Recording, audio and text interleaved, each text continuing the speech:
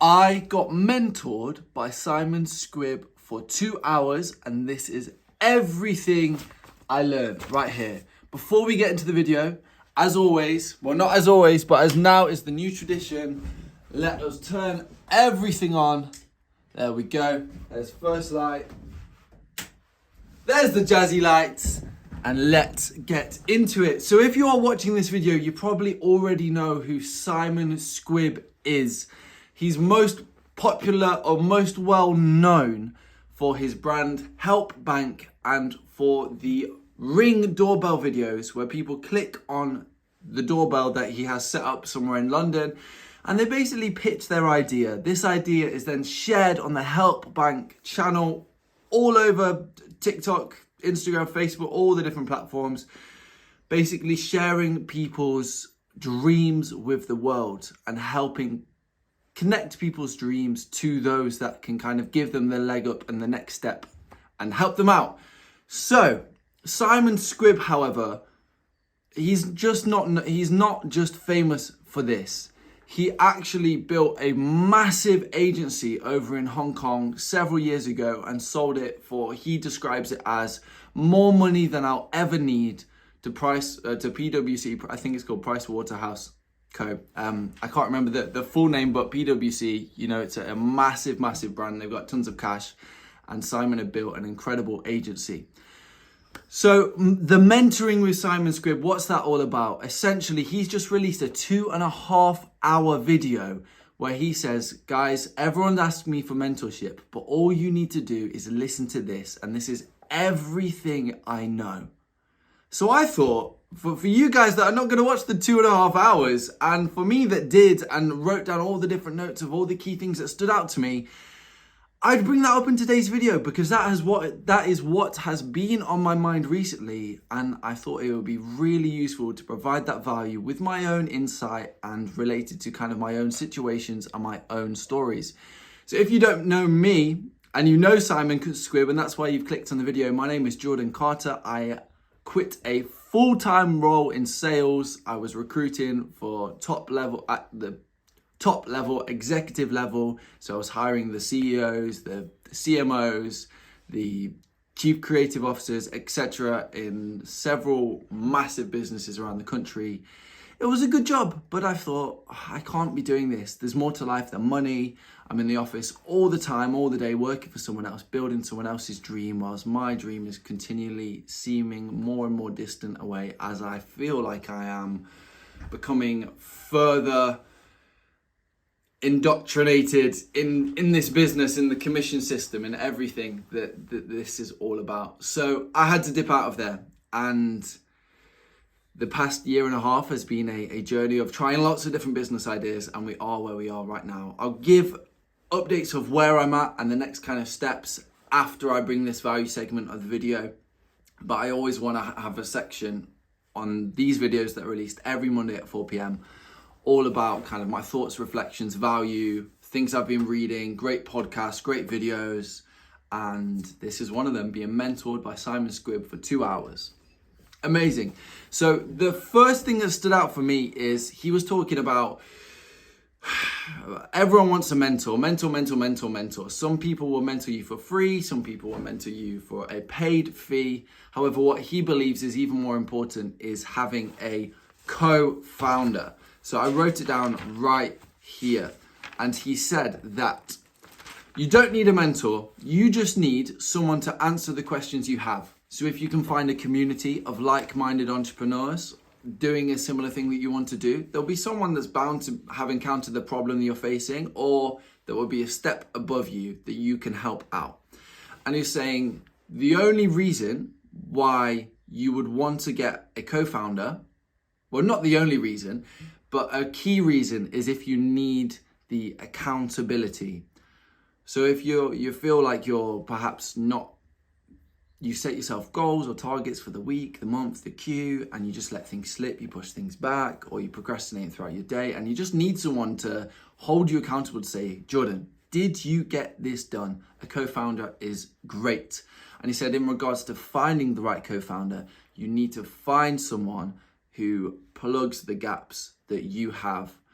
Not necessarily someone that just addresses your own weaknesses, but you need to find a co-founder that is passionate about the things that you're not in the business world, and therefore your kind of strengths can balance one another out. So if he gave the example that he absolutely loved marketing, but he hated the admin stuff, he hated like the accountancy stuff, he hated the more like operational kind of things. Simon was like, I love marketing. That is my piece of cake. I love creative marketing strategies. So he partnered up with someone, another co-founder who I believe he said was an accountant.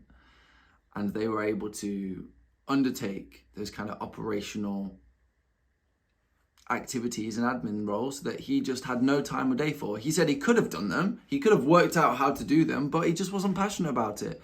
So it was really important for him to find a co-founder that he was passionate about. Just a bit of context, I should have mentioned this earlier. All these mentorship tips are in relation to like how to build a business, how to grow your own business, how to find investors, about marketing. It's like the full end-to-end of business by Simon Squibb.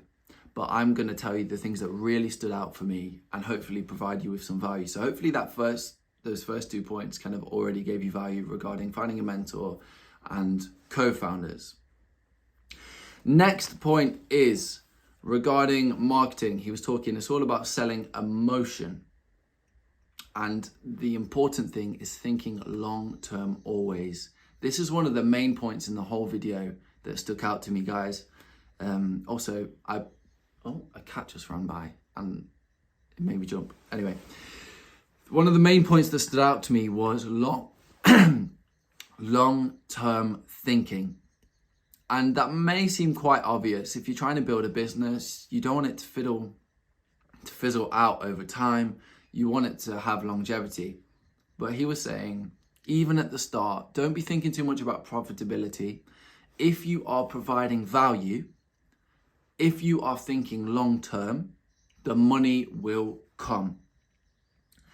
So he was saying, don't work out how I can make money right now. It's how can I provide value, which is 99% of the time through solving a problem, and then the money will come. So he did an activity where he just said, think of a problem, think of what frustrates you, think of what you encounter in your everyday life. For example, the timings of the leisure centres just don't work for me, or these packs of biscuits are too small because I end up eating a whole pack and I want 5 times more. Just think of random problems that you come across in your day-to-day life, write them down, keep a note of them, and think about, okay, am I passionate about this?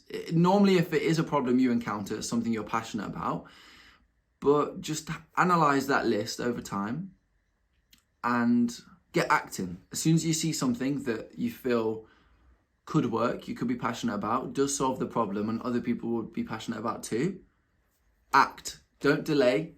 Go for it. Strike whilst the iron is hot, and go for it. Another point he spoke about was like how to get PR. And although this is never something I've ever tried, because I have only ever believed in like social media and the power of online, I've not done so much bringing in mass media, partly because I love the level of control I have myself. But also I've never grown anything big enough to the extent of saying, I want to really rely on PR, or this gets picked up by the media or journalists. Funnily enough, about 12 years ago, when I was live streaming, I sent my kind of live stream details, and I was doing a 24-hour live stream for charity, and I was shaving my hair and all of this kind of thing. I sent all of that to a journalist, and they wanted to publish it in the local newspaper. However, my 15, 16-year-old self, probably a little bit too self-conscious, lacking confidence, I didn't reply to them.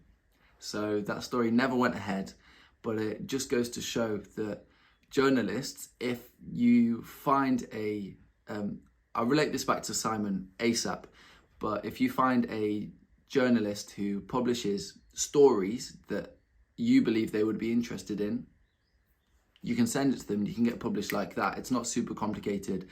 There's loads of businesses that essentially will sell you a product which is, Jordan, if you pay me X amount, I will get you in Forbes, I will get you in Business Insider, all these kind of prestigious magazines or brochures or websites or newsletters, all these different areas, get your face in that position. But Simon was saying the trick with PR is knowing human psychology. It's knowing that journalists are humans. They're paid by the hour. They want to get their work done. They want to be efficient. In actual fact, he said they are lazy. So if you really want to make it easy for them and really want to increase your chances of being good at PR, and what's going to be super valuable, more than paying for a company to do it for you, you need to find a journalist that publishes articles or ideas in sort of the area that your business is in. You need to locate a few of them just to maximize your chances of getting published and to kind of go far and wide when your stories do get published. But he says you need to, by making it easy for them, i.e. writing the article already up as if you are the journalist in their style, by adding the links, the pictures, kind of all the details that they would need essentially to quickly edit what you've sent them. They've already got access to all the pictures. They don't have to email you back, and then they can submit the story and go on their lunch break. That's what he was saying. And a more than above, what does that even mean? A key thing that he mentioned to find journalists, if you're thinking, how on earth can I find journalists? He's saying, well, every journalist is published in the newspapers. So that's kind of the old fashioned way. But more than that, journalists are really active on Twitter, and they don't often have the biggest following. So if you develop an online relationship with them through commenting on their stuff, through kind of engaging, and the whole point is it's not forced, because the journalist's area of reporting is something you're also interested in. So an organic relationship will form so that when you want to have something published, you would have already had that relationship built, and that could provide massive value for you in the future. The next one was talking about investors, and this is something I'd never really come across, so I wrote loads of different details on it. I assumed in the property world, which is where I've had some training and experience in, a lot of the best investors are family and friends, and he actually noted this, saying family and friends are great, however it can get messy with money, and some people, relationships break down as a result. But the way to mitigate against that messiness, to prevent it, is to say to your family and friends, be very clear from the outset that if this all goes heads up, you could lose all your money. Just being very transparent, saying you're not going to become rich, it's not guaranteed, you can lose all your money. He was also talking about sort of VCs and angel investors in terms of people that can pump money into your business. But I don't think that's appropriate to talk about in too much detail. But if you are interested, definitely watch the Simon Squibb video. You can just kind of, I believe it's like chapter marked. So if you want to find the how to get an investor section, you can just go to that. Next is talking about branding. Obviously, we all know the power of a brand. We all know the power of a personal brand. I would be lying to you if I said these videos don't help my personal brand, because I believe having a collection of weekly videos giving the updates, the highs, the lows, is really going to pay dividends as I'm starting to build that momentum. People will see and believe in me and my story because of this content I have out here right now. And that's also excites me if you're watching the video right now, because I know that you're early and I know that the future is so exciting, because I'm not going to give up. I'm not saying that I'm ever going to be as successful as I want to be, because I do have big goals. However, I'm never going to give up. And I know if I just keep going, we'll get there bit by bit.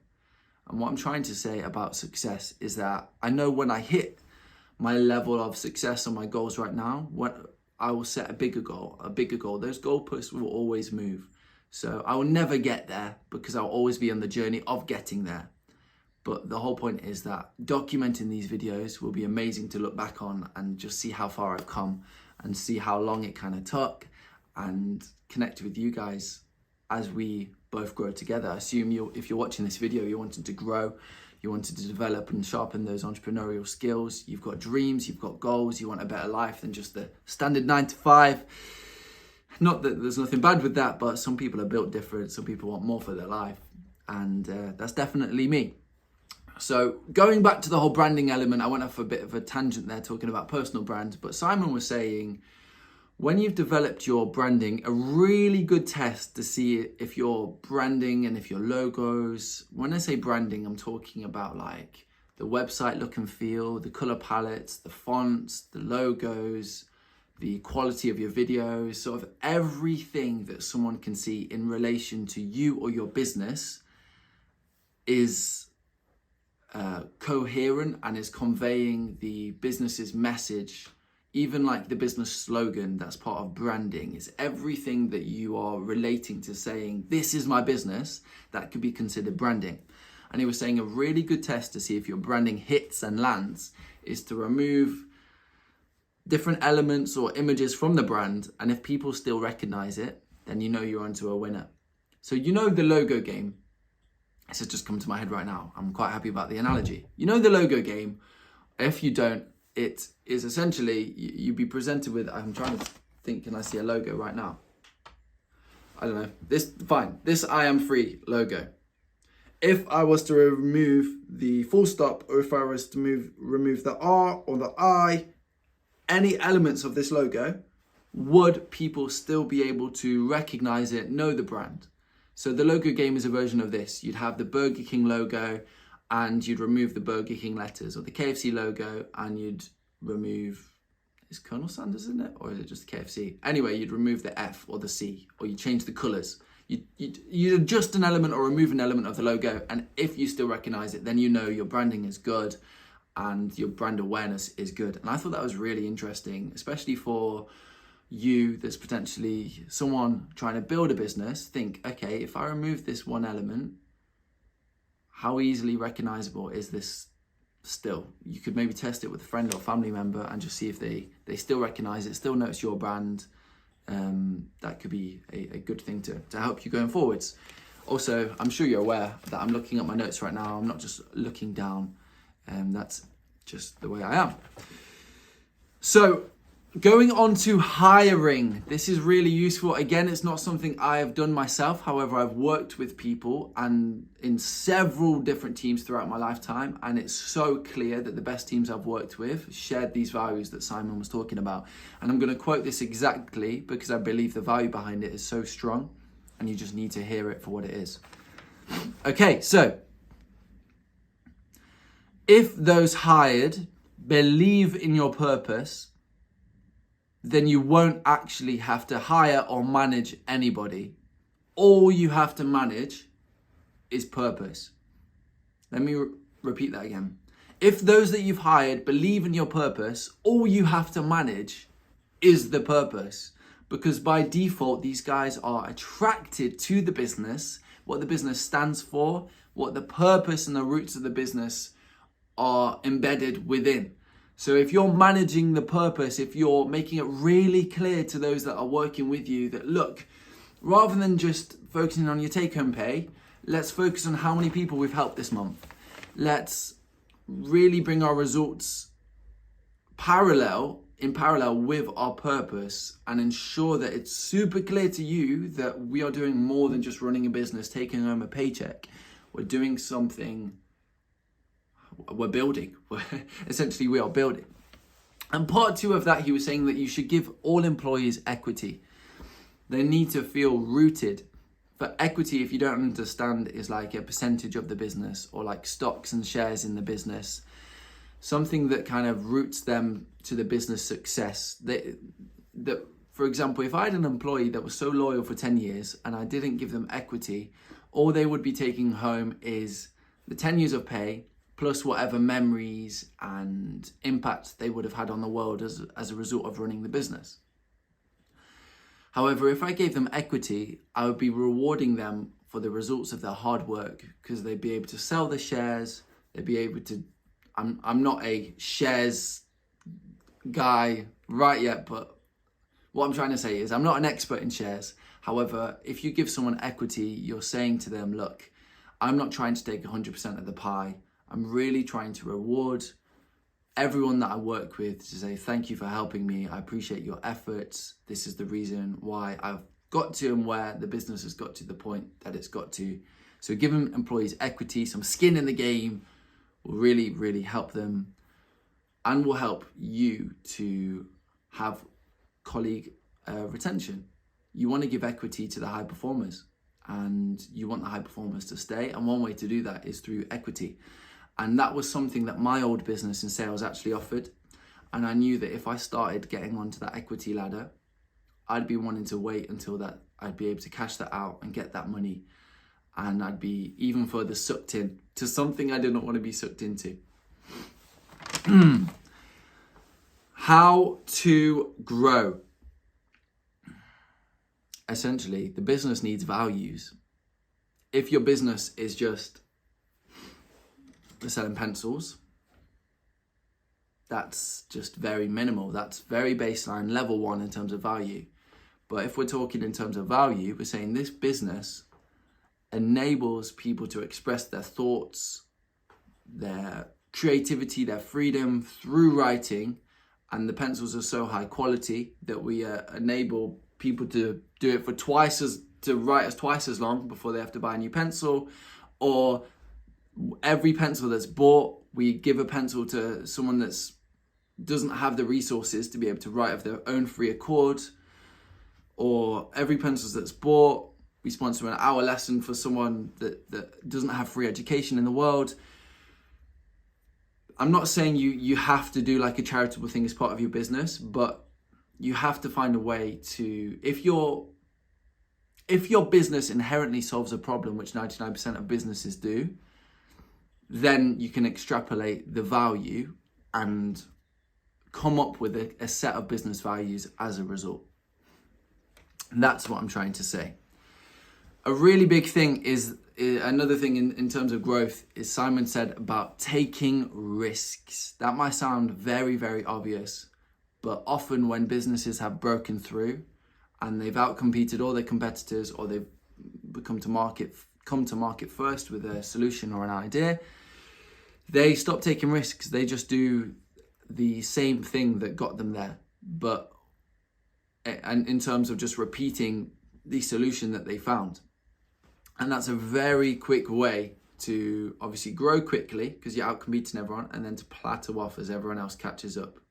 Everyone will just copy what you've done to be successful, because why wouldn't you? You want to find the winning solutions and strategies and value propositions and copy them. And then eventually you'll be out competed by someone that's found a way to innovate further. So you always have to take risks. And he was saying that in order to take risks, what will really help you is by building systems and having specialists run each area of that system. Going back to the example of how Simon built his agency company, he knew that he was the specialist in marketing, but he needed to bring someone on from, as I mentioned, the accountancy, admin stuff, the operation stuff, the finance stuff. He had to find specialists that would just absolutely smash it out of the park in those areas and allow the whole business as a whole to be competitive. Next was really interesting to listen to, actually, and that is in terms of hiring, but more than that, firing. I thought, okay, this is really useful that you've put this in, Simon. And he was saying that firing, he does by the 7 and 8 rule. And when I'm talking about 7 and 8, I mean someone that's performing a 7 and an 8 out of 10. And in order to share this example, am I 24 minutes in? Wow, I'm 24 minutes in, wow. He first shared about 9s and 10s. And 9s and 10s in a business are people that love their job and are great at the job. However, 7 and 8s are those that are decent enough at their job. They're close enough to being called good. And they just kind of go with the flow. They're not innovating. They're not creating massive value. They're not top performers. They're just, yeah, fair enough. He said, first off, if you see some 7 and 8s, a really good way to make them into a 9 or a 10 is to change up their roles, change up their departments, or just change something within the business that might allow them to identify more with the role, love their job more, and click and become a top performer. But he said more often than not, these 7 and 8s will just stay within the role, and that's kind of it. That's all will happen with them. But he said that if you can't find a way to help them, then you just need to let them go. And a good way to identify 7 or 8 is if they come up consistently amongst sort of teams or other people in a more sort of negative way, or they're spoken about or they're more of a problem, or they're potentially like holding deadlines up for several different teams. They're still getting the stuff done eventually, but their name's coming up a bit more than everyone else. And if you consider them yourself as at least they're a pair of hands, like at least they're able to get this done because they're there, then they're a 7 or 8. And in that case, you should fire them. I thought that was really, really interesting. Okay, that is it in terms of my main notes. I hope that gave you a understanding of what value Simon would bring in terms of his mentorship and some of the notes that this 2.5 hour video brought. And I hope my 25 minutes consolidation saved you some time, but also brought you some real value and insight, talking about the marketing, the branding, the PR, hiring, growing the business, taking risks, firing, just how to get a mentor in general, when you need a mentor, when you go when would be great to have a co-founder, amazing properties of a co-founder. And I will leave you with one last note in relation to this mentorship segment. Simon was talking about, obviously when you're growing, a lot of people will just become the best within the UK. But the best thing you could ever do is go global. And that's not just because you're reaching more people, but because when one market is underperforming, another might be overperforming, so it helps balance performance out. You know, you have these countrywide crises or crises within the Western world, for example. If you have business set up in a number of continents and countries, when one thing goes down, you're hoping that you have spreaded your risk more evenly by focusing on a number of global markets rather than just being the biggest in one market. So hopefully that will inspire you if when you're older and you're thinking about, do I also launch in the US? Do I also launch in France or Germany or Spain? I'm just picking Western countries because in my head, or from my experience, it's easier to launch in a country that has, I'm from my audience on YouTube, a lot of you guys are from the UK or the US. So it's often easier to launch in a market that you are more familiar with just by being a consumer in that market. But then also a market that has the spending power that your market would have. And I'm not saying that to speak down to other countries. It's just a fact that, and you'll be able to see it by YouTube ad revenue, that the US ad revenue pays out the most. And then it's like other kind of Western countries where online shopping and online transactions are more commonplace, as opposed to potentially countries that spend less online. Like, I'm trying to think of an example. Nicaragua. I don't know, that was the first country that came to mind. Weird, I know. So yeah, that is my overall rundown of the Simon Squibb mentorship. That is the value I received being mentored by him for 2 hours. I really hope you enjoyed that, and I hope you really enjoy the way I spoke. I know it wasn't super clear. I know my throat was flipping closing up halfway through. I was like, I need a drink. I need to blow my nose. What's going on? But I really hope you enjoyed that. And now we're going to move on to more updates. What's been going on with me since last week? What are some of the key focuses? How are things going? Cool. So last week I spoke about TikTok Shop, TikTok affiliates. Again, that's not taken up as much as I thought it would have. My TikTok Shop, I'm doing like a 100-day. If we get to day 100 without any sales, then we'll just close forever because it makes no sense. I'm trying to, if you don't know the rule of 100, I'm trying to exercise that, doing something for 100 days. And if I've done everything I can and it just doesn't work, then cool, move on. That's it. So I'm working my way through that. I'm like day 64 or something. So potentially in the next month, that's something that we'll stop doing, that selling that specific product on TikTok Shop. Next, TikTok affiliates. I'm still uploading affiliate videos, not as hard as I would like, because a new business has come to the array that's really sparked my attention, that's really got me passionate about, and I'm not going to talk about it just yet. I want to build it behind the scenes organically. I'm not worried about anyone copying me or anything like that, because I have things protected and things can't be copied as easily as a online store or just selling pencils or notebooks online. It's not that type of business. It's a proper brand. So I'm trying to build it in silence online for now, but I will show you guys it, and I'll do stories about it, and I'm very excited to look back and see and take you on the journey of it. And hopefully one day I'll do a whole video on here just about that.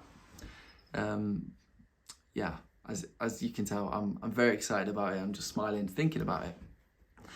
Next is working with property investors local to me. I'm helping them. I'm almost not like an agency, but I've partnered up with them to help them with their mentorship proposition and their course content. So that is something that is just continually being worked on. One of the founders of the business has been in the US for several weeks. He's home as we speak, or imminently.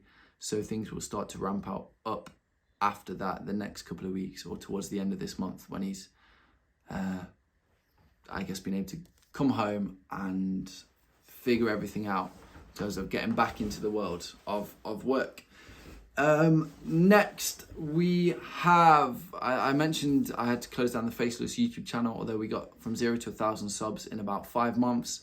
It just wasn't going to be something profitable in the long run. Sorry, my phone ran out of storage. I recorded my phone for sort of simplicity reasons.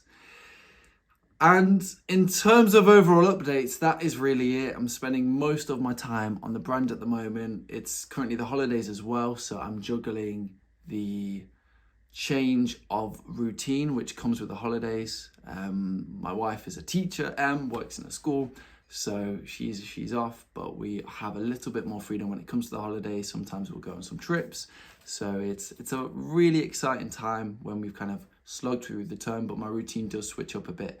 But I will endeavour and I'll ensure that we have videos every Monday despite having the holidays coming up. So yeah, that is it for the update segment of the video. I'm really excited to talk to you about the brand and the business I've been growing behind closed doors very, very soon. I really wish you have a fantastic week. Make sure to tune in to my Instagram. That's where I'm most responsive. If you send me a message, if you say you watched this video, or even if you didn't, and you just want to get in touch, definitely reach out. Did I just say, even if you didn't watch this video, get in touch? I don't know what I just said, but I think I just waffled and said something that made no sense. That probably is the indication that I need to finish this video, get it wrapped up. Have a fantastic day.